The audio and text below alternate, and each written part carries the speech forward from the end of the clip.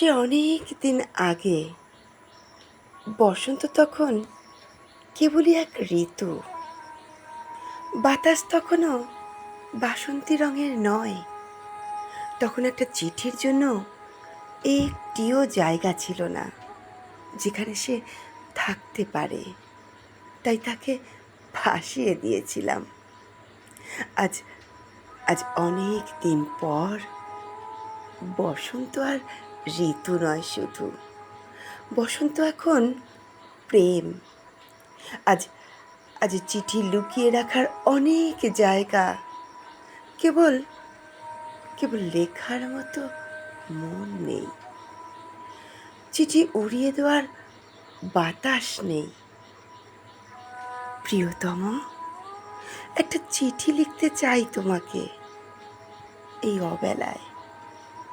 বসন্ত এখন ঋতু নয়, বসন্তের বাতাস বাসন্তী রঙের নয়। প্রেম নেই, শুধু শুধু তোমার অনাদরে ভরা আমাকে দেওয়া এক টুকরো আগুন আছে। সে আগুনে এই চিঠিটি পুড়িয়ে দিতে চাই। প্রিয়তম, সে আগুনে এই চিঠিটি পুড়িয়ে দিতে চাই। নমস্কার। পাঠ করলাম মল্লিকা দাসের লেখা চিঠি। কণ্ঠে আমি পম।